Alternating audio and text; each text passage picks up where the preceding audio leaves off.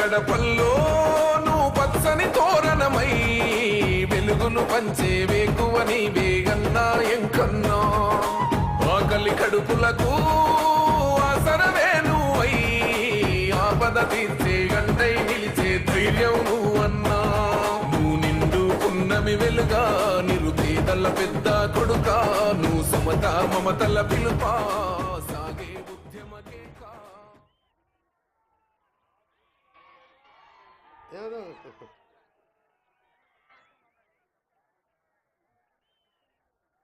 ఈరోజు 10 ఏళ్ళు విధ్వంసమైన తెలంగాణను వికాసం వైపు నడిపించేందుకు గత 365 రోజులు 24 గంటలు శ్రమిస్తూ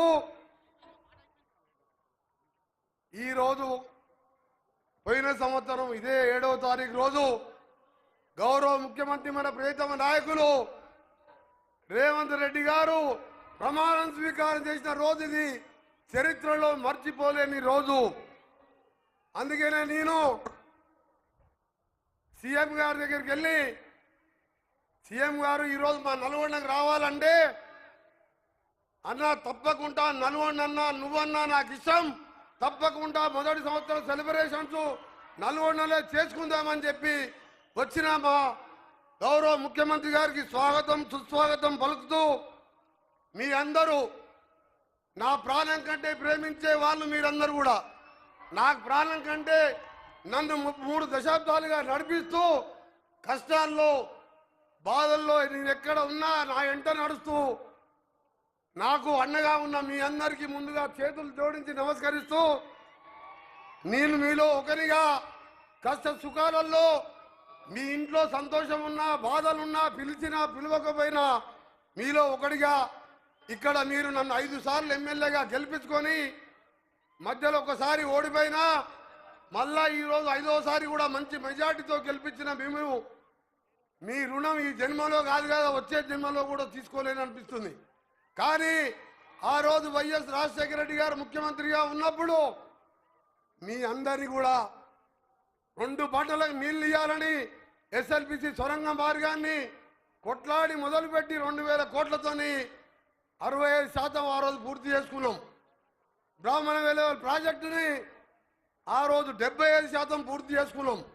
కానీ ఆ రోజు తర్వాత తెలంగాణ వచ్చిన తర్వాత 10 ఏళ్ళు మన మీద కక్ష కట్టి నా మీద కోపంతో నాకెక్కడ పేరు వస్తుందో అని చెప్పి ఈ ఫ్లోరైడ్ జిల్లాని మూసి 1 కోటి మంది వదిలిపెట్టే వ్యర్థాలు ఫ్యాక్టరీల వ్యర్థాలతో మన జీవితాలు నాశనం అవుతున్న నల్గొండని పగబట్టి ఆ ప్రాజెక్టులు ఎక్కడేసిన గొంగలు అక్కడే ఉంటే మళ్ళా రాజశేఖర రెడ్డి లాగా ఈరోజు నాకు మంత్రి అయిన తెల్లారే నీ ఎస్ఎల్బిసి నీ బ్రాహ్మణ వెలువల పూర్తి చేసుకో నీకు నేనున్నానని చెప్పి మాటిచ్చి ఉత్తమ్ కుమార్ రెడ్డి గారు గౌరవనీయులు మన జిల్లాకే చెందిన వారు డిప్యూటీ సీఎం గారు కూడా అండగా ఉంటూ ఆ ప్రాజెక్టులన్నీ కూడా సీఎం గారు ఉత్తమ్ కుమార్ రెడ్డి గారు ఆ మిషన్ బోరింగ్ ఆగిపోయి ఎప్పుడో ఆగిపోయింది ఖరాబ్ అయి నన్ను గవర్నమెంట్ పైసలతో అమెరికా పంపించి ఉత్తమ్ కుమార్ రెడ్డి గారు లేఖ రాసి సీఎం గారిని ఒప్పించి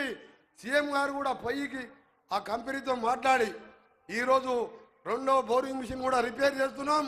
వచ్చే నెలలో జనవరి చివరిలో పూర్తి చేపించి మరో సొరంగాన్ని మొదలు పెడితే 2 సంవత్సరాలలో కాకపోతే ఇంకా 3-4 నెలలు ఆలస్యమైనా దాన్ని పూర్తి చేపిస్తానని గ్రీన్ ఛానల్లో పెట్టి ఈరోజే బ్రాహ్మణ వెల ప్రాజెక్టు కూడా అది కూడా ఫ్లోరైడ్ మండలం నగరికల్లు నల్గొండ కాన్స్టిట్యూన్సీతో 1,00,000 ఎకరాలు నీళ్ళిచ్చే ప్రాజెక్టు దానికి కూడా ఈరోజు వారి చేతుల మీదుగా ఇప్పుడే శంకుస్థాపన చేసి రైట్ లెఫ్ట్ కెనాల్ కూడా చేసి 3-4 మాసాలలో అక్కడ కూడా 1,00,000 ఎకరాల నీళ్ళు ఇవ్వడం జరుగుతుంది.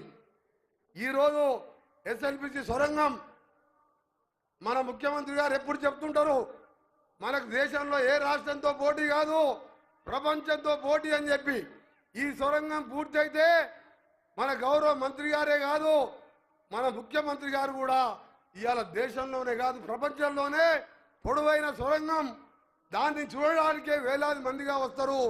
4 లక్షల ఎకరాలకు శాశ్వత ఫ్లోరైడ్ పరిష్కారమే కాదు, తాగునీరు ఇచ్చే సొరంగం అది. దాన్ని అందుకనే రాజశేఖర రెడ్డి గారు శంకుస్థాపన చేస్తే ఇవాళ గౌరవ ముఖ్యమంత్రి రేవంత్ రెడ్డి గారు దానికి సంబంధించిన నిధులు ఇచ్చి ఉత్తమ్ కుమార్ రెడ్డి ఎప్పుడు రివ్యూ చేస్తూ దాన్ని పూర్తి చేయబోతున్నారు. అందుకనే సొరంగ మార్గానికి RRR అని పేరు పెట్టుకున్నా నేను, రాజశేఖర రెడ్డి రేవంత్ రెడ్డి గారని. ఎందుకంటే ఆయన శంకుస్థాపన చేస్తే వీరు ప్రారంభించి మన ఉత్తమ్ కుమార్ రెడ్డి డిప్యూటీ సీఎం గారి చేతుల మీదుగా 2 సంవత్సరాలు దాన్ని పూర్తి చేపిస్తామని మీ అందరికీ. ఎందుకంటే ప్రపంచంలో ఇలాంటి సొరంగం ఎక్కడ లేదు. ఎన్నికల ముందు దేవరకొండకు వచ్చి కేసీఆర్ గారు 2014 ముందు ఇక్కడనే చేసుకొని కూర్చుంటా దీన్ని వెంటనే పూర్తి చేస్తా అని చెప్పి కూలేశ్వరాన్ని కట్టిండు. అంటే కాళేశ్వరం అది కట్టిండు, కూలిపోయింది. 1,73,000 కోట్లు. ఒక 2,000 కోట్లు ఇస్తే సొరంగం అయిపోతుండే, 300-400 కోట్లు ఇస్తే బ్రాహ్మణ వెలుగుల ప్రాజెక్ట్ అయిపోతుంది. మన జిల్లా అంటే అంత కసి. ఆ కసినే మన ఎన్నికల్లో 11 మంది ఎమ్మెల్యేలు, 2 ఎంపీలు, ఎవ్వరు కూడా 50,000 తక్కువ మెజార్టీ లేకుండా గెలిపించిందంటే మీరు మన జిల్లాని ఎంత నష్టపరిచిండో, మన జిల్లా అంటే ఎంత అసహించుకుండా కేసీఆర్ పరిపాలన చూసాం. అందుకని ఈరోజు మీ అందరు కూడా నేను ఎక్కువ మాట్లాడాలంటే రోజు సీఎం గారితోనే ఉంటాం, ఎప్పుడు కలుస్తుంటాం. ఈరోజు నల్గొండ కాన్స్టిట్యున్సీకి సంబంధించి అన్ని పనులు మీ దగ్గర కనగల్ మండలంకి వెళ్ళి వచ్చిన వాళ్ళు ఉన్నారా? మీకు జూనియర్ కాలేజ్ మీ పిల్లలు ఎక్కడ చదువుకుంటున్నారు? నల్గొండకు వస్తున్నారు 40 కిలోమీటర్లకు వెళ్ళి. దానికి అడగగానే కారులో పెద్దపల్లికి పోయేటప్పుడు హెలికాప్టర్లు అడగంగానే తిప్పర్తి వాళ్ళు ఉన్నారు కదా ఇక్కడ, అడగంగానే 2 జూనియర్ కాలేజీలు ఇచ్చి వచ్చే సంవత్సరానికి వెళ్ళి దాన్ని ప్రారంభించుకుంటున్నాం. ఇవాళ 300 కోట్లతో మెడికల్ కాలేజీ ఓపెన్ చేసుకున్నాం, 40 కోట్లతో నర్సింగ్ కాలేజీ శంకుస్థాపన చేసుకున్నాం.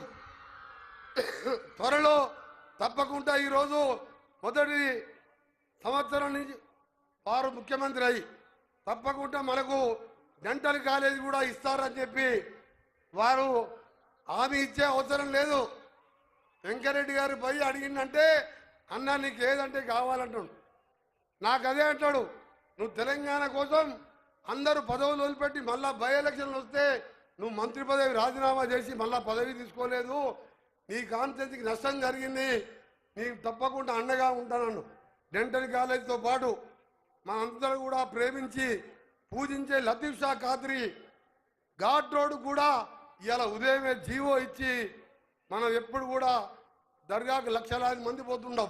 పెద్దవాళ్ళు వయసు ఉన్న వాళ్ళు పైకి ఎక్కలేరు. దానికి కూడా 140 కోట్లు శాంక్షన్ చేయడం జరిగింది.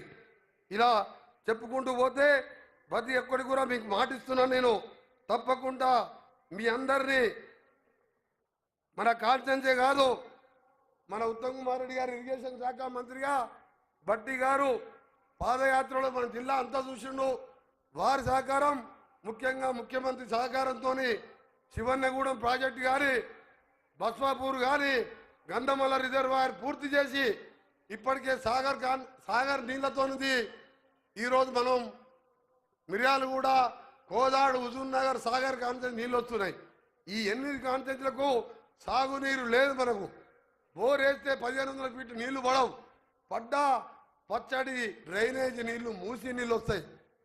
ఎన్నికల ముందు మనకు హామీ ఇయ్యలే గౌరవ ముఖ్యమంత్రి గారు, కానీ ఇవాళ పట్టుబట్టి 40 లక్షల మంది ప్రజలు మూసితోని డ్రైనేజ్ కలుస్తుంది, హైదరాబాద్లో ఇండస్ట్రీస్ కలుస్తాయి, మన ఆరోగ్యాలు క్యాన్సర్ రోగాలు 30 ఏళ్ళకే 60 ఏళ్ళుగా కనబడుతూ ఆ కంపు వాసన రోగాలతో బతుకుతామని మూసి ఎక్కడ పుట్టింది? వికారాబాద్లో పుట్టి నేరేడు జిల్లాలో కృష్ణానదిలో కలిస్తే దాన్ని కంకణం కట్టుకొని మన 40 లక్షల మంది జీవితాలకు ఒక బతుకు ఆశనిచ్చిన ముఖ్యమంత్రి గారికి నల్గొండ జిల్లా ప్రజల తరఫున ధన్యవాదాలు తెలియజేసుకుంటూ మరొకసారి మీ అందరికి కూడా పేరు పేరున, ఎందుకంటే మీరు తెలంగాణ 10 సంవత్సరాలు కేసీఆర్ ఏం చేసిండో, సంవత్సరంలో మనం ఏం చేసినామో గౌరవ ముఖ్యమంత్రి గారు చెప్తారు. కాబట్టి నేను నా కాన్స్టిట్యూన్సీతో పాటు నల్గొండ జిల్లా మంత్రిగా నేను, ఉత్తమ్ కుమార్ రెడ్డి గారు నల్లగొండని బంగారు కొండగా చేయడమే లక్ష్యంగా పెట్టుకున్నాం మేము. ఒకటి, నల్లగొండ అంటే పోరాటాల గడ్డ. రజాకారులను తరిమి కొట్టి మనను రావి నారాయణ రెడ్డి లాంటి పోరాట యోధులను చూసినాం మనం. మల్లు స్వరాజ్యం, ఆరుట్ల కమలాదేవి, ఆరుట్ల రామచంద్రారెడ్డి, ధర్మాభిక్షణ్ లాంటి వారు చూసినాం మనం. అలాంటి శ్రీకాంతచారి మలిదశ ఉద్యమంలో ఉద్యమానికి నాంది అయి తెలంగాణ రావడంలో ఆయన ప్రాణాలు వదిలిపెట్టుకున్నాడు. అలాంటి జిల్లాని ఇలా కాంగ్రెస్ కంచుకోటగా ఉన్న జిల్లా ఇది. తప్పకుండా పెద్దలందరి సహకారం, మంత్రులందరి, మన హెల్త్ మినిస్టర్ సహకారంతోనే ఇలా ఇంత మంచి హాస్పిటల్ ఎక్కడ కూడా లేదు, మెడికల్ కాలేజ్. దానికి మన దామన్న అన్ని విధాలుగా సహకరించి పూర్తి చేసినందుకు కూడా ధన్యవాదాలు తెలియజేసుకుంటూ మరొకసారి మీ అందరికీ కూడా చెప్తున్నాను, నా విజ్ఞప్తి మీ అందరికీ, వచ్చే ఎన్నికలు ఉన్నాయి, సర్పంచ్ ఎలక్షన్, ఎంపీటీసీ, జడ్పీటీసీ, మళ్ళా అసెంబ్లీ ఎన్నికల్లో ఏ విధంగా ఒక్కొక్కరిని చిత్తుగా ఓడగొట్టినామో మళ్ళా అన్ని గ్రామ పంచాయతీలు కానీ అన్ని ఎలక్షన్లు కూడా గెలిపించి ఈ ముఖ్యమంత్రి గారి మా ప్రభుత్వంలో మంత్రులకు అండగా ఉండండి. ఈ 4 ఏళ్లే కాదు, 5 ఏళ్ళు కూడా మళ్ళా వచ్చే అధికారం మనదే. కేసీఆర్, కేటీఆర్, హరీష్ రావు గురించి మాట్లాడితే నా గొంతు దండిగా ఆ సమయం వేస్ట్. ఎందుకంటే కేసీఆర్ అని మనిషి లేనే లేడు. ఆయన సంవత్సరం ఓడిపోతే పోయి ఫామ్ హౌస్లో పండుకుంటారా? 30 ఎమ్మెల్యేలు ఉన్నారు కదా, బయటకు వచ్చి మాట్లాడచ్చు కదా. అదే మా బట్టన్న 5 ఎమ్మెల్యేలు ఉన్నా 5 సంవత్సరాలు ప్రభుత్వాన్ని గల్లబట్టి నిలదీసి ప్రజల కోసం పాదయాత్ర చేసిన నాయకుడు. 30 ఎమ్మెల్యేలు ఉండి ఇప్పటికి బయటికి రాడు. హరీష్, కేటీఆర్ మాట్లాడతారు ఏ హోదాలో? హరీష్ రావు ఏవో కేటీఆర్ మామ అని చెప్పి వాళ్ళు ఎమ్మెల్యే అయ్యిండు.